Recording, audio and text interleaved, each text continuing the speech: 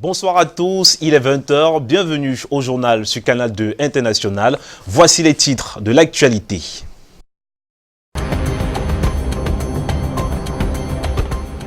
Un autre accident de la circulation enregistré ce matin au carrefour de Koti à Douala. Un camion chargé de planches perd le contrôle et déverse son contenu sur une petite voiture. Bilan 0 mort, mais la voiture entièrement broyée à l'arrière. Le 20h appelle à la prudence.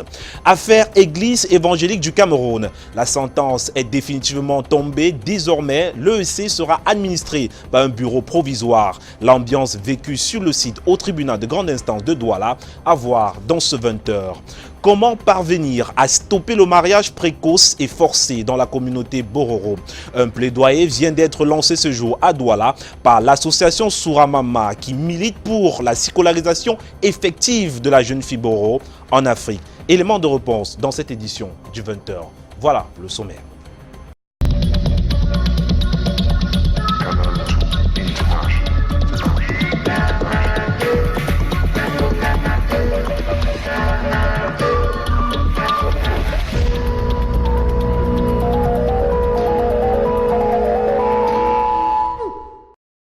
Bonsoir et bienvenue à tous. Plus de peur que de mal au carrefour d'Okoti à Douala. Un camion chargé de planches perd son contenu sur la chaussée. Pas de perte en vie humaine, mais une voiture entièrement détruite à l'arrière. Après l'incident, forces de maintien de l'ordre et mototaximènes se sont activées à rétablir la circulation. Charles Robert et Thierry Nana. Des morceaux de planches éparpillés sur la chaussée. Un véhicule de marque Toyota Camry détruit à l'arrière. C'est le bilan de l'accident survenu ce jour à mi-journée au carrefour de Koti à Douala. Les causes de cet accident sont données par des témoins oculaires. Il y avait une dame sur la moto. La corde de camion, ça a signalé. Bon, comme ça a signalé, ça a commencé à tomber. Il a abandonné la moto. Dès qu'on a abandonné les motos, on fuait. On fuait, mais dans la dame là, elle est tombée. Il a essayé de lui tirer avant de traverser la rigole. Elle a quand même eu mal, mais elle est partie. Il y avait le camion qui descendait. Il y avait un personnel qui est en train de monter. Il y avait le benzineur garé à côté.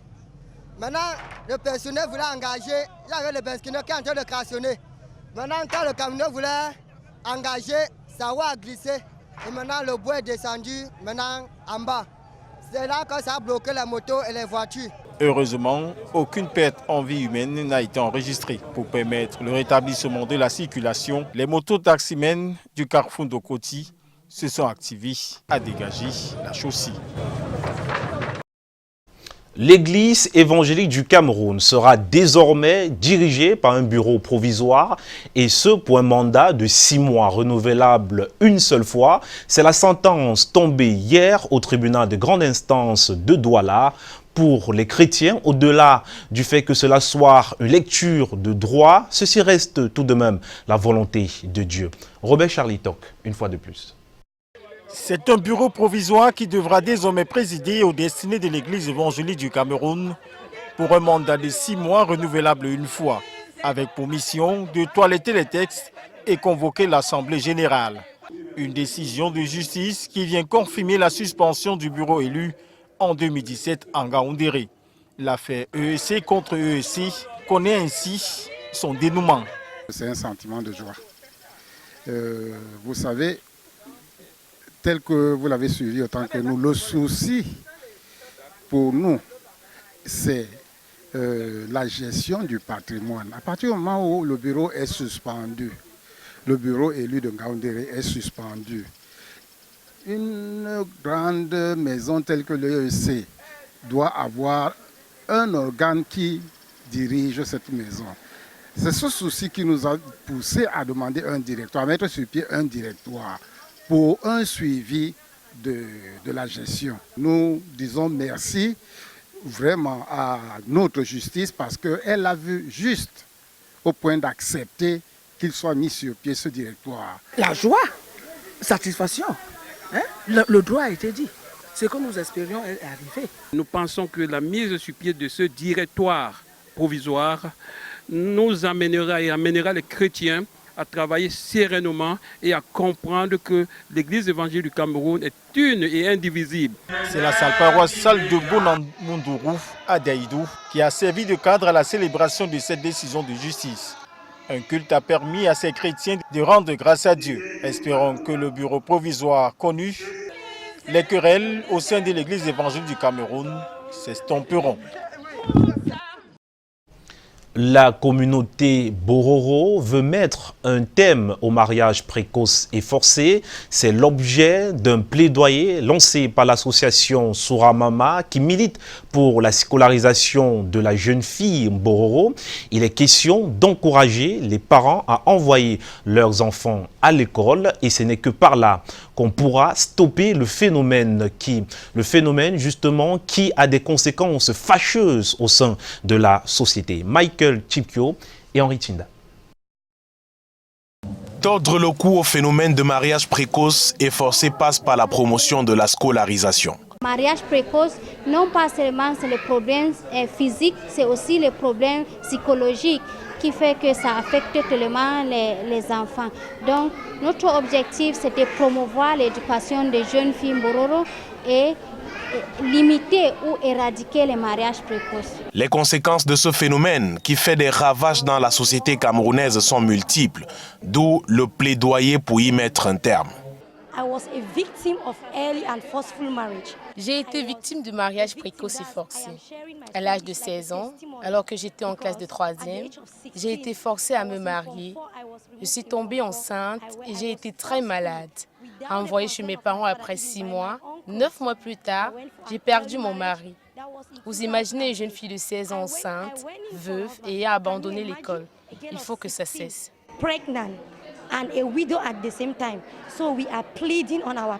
Les pouvoirs publics martèlent que les jeunes filles Bororo ont elles aussi le droit à l'éducation. Réfléchir sur la scolarisation des filles Bororo et les mariages précoces, ça va de pair. Tant que les jeunes filles sont scolarisées, elles ne vont pas précocement en mariage. Et nous connaissons les revers des mariages précoces. Nous connaissons les retombées négatives des mariages précoces. Les résultats de cette sensibilisation sont attendus à la prochaine rentrée scolaire. Le souhait est de voir le nombre de jeunes filles Bororo augmenter dans les salles de classe du nord-ouest Cameroun. Et puisqu'on parle de la femme, l'école internationale des forces de sécurité vient de livrer une nouvelle cuvée, celle composée des femmes de la gendarmerie et de la police centrafricaine. Ces femmes, justement, ont reçu une formation en maintien de l'ordre et police judiciaire pendant près d'1 mois. Alain Gislain Kanga, Serge Alain Ziebou. La récompense au bout de 3 semaines d'efforts à l'École internationale des forces de sécurité.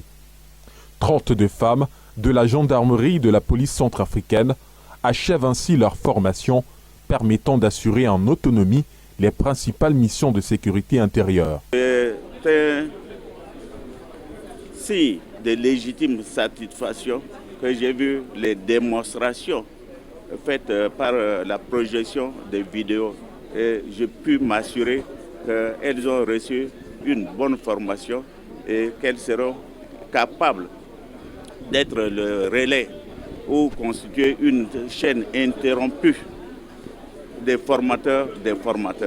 4 modules ont meublé ce stage. La gestion démocratique des foules, police judiciaire et droits de l'homme. Appliquer valablement ces acquis, recommandation du directeur général de l'EIFORCE qui a présidé cette cérémonie. Je n'ai par conséquent pas de doute que les compétences acquises ici à l'EIFORCE serviront non seulement de relais, mais aussi de source d'inspiration à vos consoeurs pour imiter les bonnes pratiques apprises ici à Hawaï.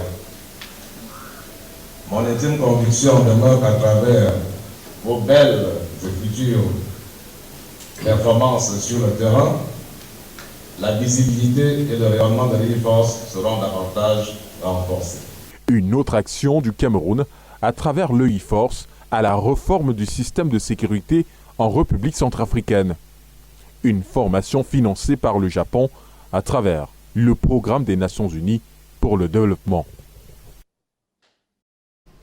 Et face à la recrudescence de la consommation de l'alcool par les mineurs, la Fondation camerounaise des consommateurs sensibilise les tenanciers et propriétaires sur le sujet, sur le respect justement de la loi camerounaise qui interdit la vente de l'alcool aux mineurs de moins de 21 ans. Une action très appréciée des parents. Robert Charlitok et Thierry Nana. Un geste qui paraît anodin, mais plein de signification lorsqu'on s'y rapproche. La recrudescence des mineurs dans les bars, snack-bars et bien d'autres points chauds en cette période des vacances suscite le lancement de la campagne Stop à l'alcool et à la vente de celle-ci aux mineurs. Une action appréciée par plusieurs. Moi, je pense que avec la récurrence de consommation de l'alcool qui sévit notre société au jour d'aujourd'hui, c'est pas évident. Et s'il faille qu'il y ait des moyens de pouvoir commencer à la circoncire à partir d'une certaine campagne, moi je pense que ça ne sera que profitable pour la société camerounaise. La Fondation camerounaise des consommateurs, la FOCACO, a parcouru les ruelles de la capitale économique Douala afin de sensibiliser les tenanciers de ces points de vente et de consommation d'alcool. La loi interdit la vente de l'alcool aux mineurs d'âge. Vous savez que les mineurs ont des problèmes de comportement lorsqu'ils consomment de l'alcool. Donc il faut qu'on évite cela, il faut protéger la jeunesse camerounaise. C'est elle le fer de lance de la nation, c'est elle qui doit construire notre pays demain. Suffit-il de sensibiliser sur ce phénomène de consommation d'alcool grandissant parmi les jeunes qui devraient veiller à l'application de la loi sur la consommation de l'alcool? En santé, justement, marche sportive organisée ce jour dans les artères de la ville de Yaoundé. Ceci à l'occasion de la célébration du mois de la lutte contre l'hépatite. Alej Nenkanga, reportage.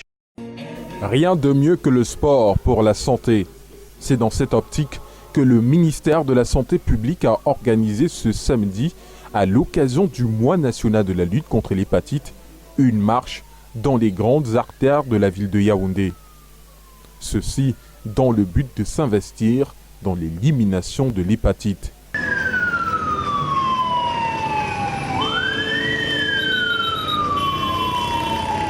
Étirement, relâchez, mouvement d'ensemble,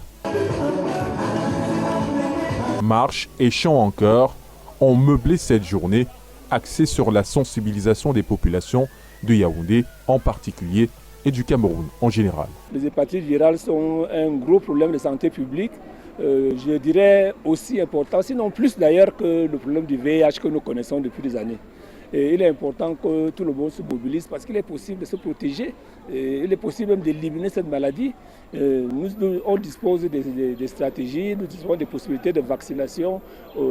Il faut que les gens se fassent dépister pour qu'on puisse les traiter. Donc nous pensons que si le Cameroun entier se mobilise et le ministre de la Santé insiste là-dessus, si le Cameroun entier se mobilise, on peut arriver facilement à éliminer cette maladie qui est un véritable danger de santé publique et qui coûte très cher au pays.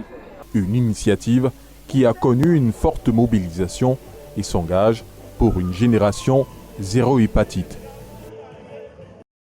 Et en économie, la CEMAC connaît de multiples dysfonctionnements au niveau de sa mission principale, à savoir celle de renforcer le commerce intercommunautaire pour évaluer la situation et apporter une solution. Le commissaire en charge du marché commun à la CEMAC était ce vendredi à Douala où il a rencontré les acteurs du domaine. Yasset Rezotanon et François Mi.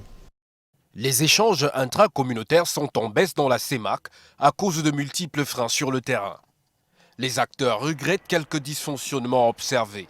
J'ai posé le problème de la volonté politique, la réelle volonté politique, parce que au-delà des déclarations, ce que nous souhaitons, c'est les faits.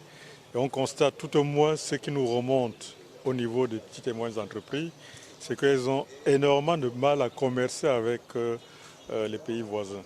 Ce vendredi à Douala, lors du passage du commissaire de la communauté économique et monétaire de l'Afrique centrale à la Chambre du commerce et d'industrie des mines et de l'artisanat, les préoccupations sont multiples. Nous avons eu à poser les problèmes qui existent et les syndicats qui étaient là nous ont amenés à comprendre de tous ces problèmes qu'ils ont sur le corridor de transfert de produits venant du Cameroun particulièrement. Les doléances sont enregistrées et trouveront solution auprès des décideurs. Nous sommes partis d'un constat que le niveau des échanges intracommunautaires était très bas, trop bas, et qu'il fallait chercher à comprendre et vouloir trouver des solutions. 3,5, c'est un niveau inacceptable étant entendu que nous sommes dans une communauté économique et monétaire. Au moment où l'on parle de la zone de libre-échange continentale africaine, des doutes planent sur la capacité de la CEMAC à rejoindre la danse au vu des résultats mitigés de la sous-région en matière d'échanges intracommunautaires. Évaluation du budget d'investissement public dans le département de la Léké. Le vice-président du comité du BIP a tenu ce jour une réunion pour évaluer le taux d'exécution des travaux dans les communes d'arrondissement. Les précisions avec Angélique Ekosono, notre stagiaire, et Constant Kanga. 4,5%. C'est à ce chiffre que s'élève le taux d'exécution physico-financier des travaux du budget d'investissement public dans le département de la Léké. Le vice-président du BIP a tenu ce jour à la salle de conférence de Monatélé une réunion pour le compte du second trimestre dans le but d'évaluer l'évolution des marchés dans les 9 communes d'arrondissement. Le taux d'exécution dans le département de la Léké pour le compte du second semestre est de 4%. Ce taux-là est bas, vraiment, parce que il y a la contractualisation qui n'est pas totale, qui n'est pas effective. Sur 72% des marchés lancés, seule la moitié ont déjà été attribués et connaissent un rythme d'exécution nonchalant. Certains projets sont même abandonnés depuis des lustres, cause immédiate de ce résultat médiocre. Il ressort que la phase de contractualisation poursuit son cours. Nous avons déjà la moitié des marchés attribués, soit plus de 50% des marchés attribués. Nous espérons que, chemin faisant, nous allons vite sortir de la contractualisation pour évoluer dans l'exécution physique. Il sera donc judicieux de mettre plus d'ardeur au travail afin que ces travaux soient exécutés selon les délais fixés. Dr Eric Essoussé, directeur général des élections au Cameroun, vient d'évaluer la situation autour des inscriptions sur les listes électorales à l'Ouest. Après une séance de travail avec les membres d'Elecam, il ressort que c'est un peu plus de 67 000 nouveaux inscrits qui ont été enregistrés. Walter Bertrand et Dimitri Kuaté. À 5 semaines de la clôture des opérations de révision des listes électorales au titre de l'année 2019, l'Ouest a franchi le cap de 67 000 potentiels électeurs enrôlés. Parallèlement aux opérations de révision et en prélude à la tenue des futures échéances, le fichier de grands électeurs est à jour. Tenez, 1134 conseillers municipaux, 1270 chefs traditionnels dont 11 de premier degré, 102 de deuxième degré et 1155 de troisième degré parmi lesquels 3 femmes. C'est cette situation qu'a présenté le délégué régional d'élections Cameroun pour l'Ouest à l'occasion de la visite de travail du directeur général des élections au Cameroun à l'Ouest ce 25 juillet. Une rencontre avec les responsables des démembrements territoriaux de l'Ouest. C'était de faire le point sur les inscriptions sur les listes électorales qui vont s'achever le 31 août prochain, pour que nous puissions mettre les bouchées doubles pour inscrire le maximum d'électeurs avant la convocation du corps électoral pour le double scrutin. C'est ça l'objet de ma visite. L'Ouest vise 100 000 L'Ouest vise 100 000 potentiels électeurs. Pour y parvenir, plusieurs équipes mobiles sont déployées. Opérations de porte-à-porte dans les quartiers, les villages, les grands lieux de rassemblement, surtout les week-ends. 50 inscrits par kit par jour pour 10 000 francs CFA en vue de galvaniser le personnel. 20h18 dans ce journal. Désormais, il est possible d'avoir les machines de marque Shantun à travers le groupe Longstar. Le partenariat signé entre les deux entreprises chinoises vient ouvrir une brèche aux opérateurs économiques locaux dans l'attribution des engins de BTP équipés, de qualité, fiables et adaptés à tout type de travaux. Robert Charlitoc et Guy Fosso. Par cette signature, Chantui autorise le groupe Lockstar en tant que distributeur officiel au Cameroun. Par ce partenariat de distribution, un contrat de distribution entre deux entreprises chinoises qui ouvre une nouvelle page pour la coopération entre les deux parties. Il a de très bonne réputation au marché en Chine. Et c'est avec les bonnes qualités, aussi le très bon prix. Donc le prix, la qualité, le prix, tout les bons. Un partenariat qui permet à la marque chinoise, l'une des meilleures sur la place mondiale en matière de construction de machines, de pénétrer le marché camerounais avec des produits et services rapides et de haute qualité.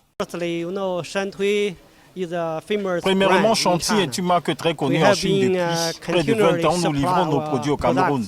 Le produit est connu par le consommateur local. Une livraison en série, c'est le principal problème que nous rencontrons. Mais Longstar a une bonne renommée avec la capacité d'offrir des services de bonne qualité, en gros et en détail. Nous croyons fermement que c'est une coopération gagnant-gagnante. Nous comptons donner le maximum de satisfaction aux consommateurs locaux.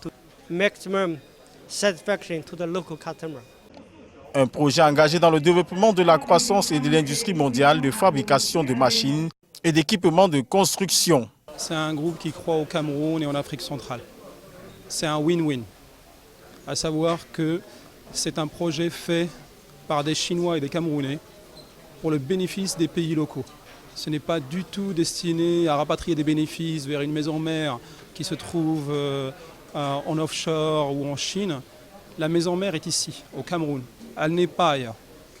Chantui propose 10 catégories et plus de 120 produits spécifiques, tels des bulldozers, des excavatrices, des chargeurs et bien d'autres.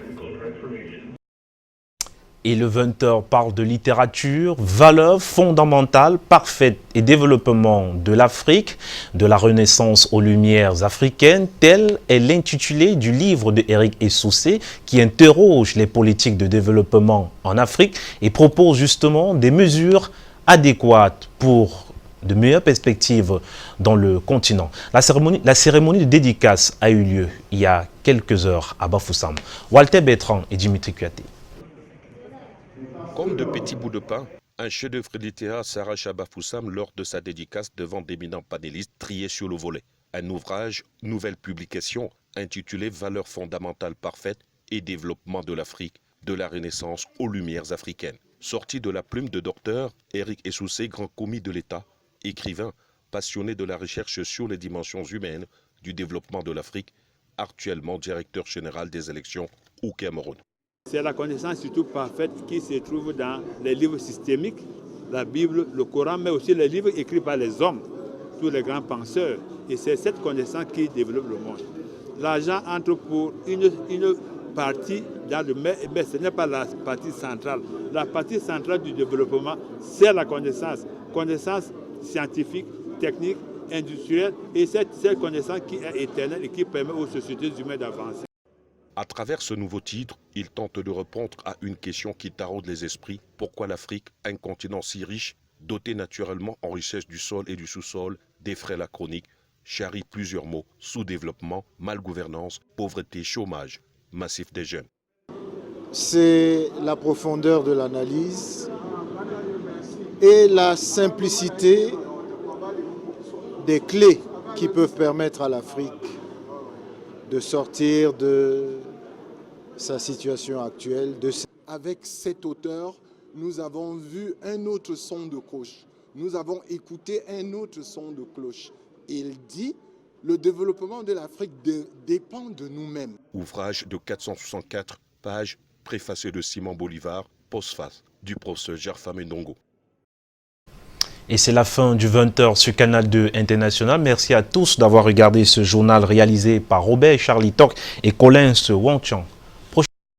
Demain, quand il sera 20h. Au revoir.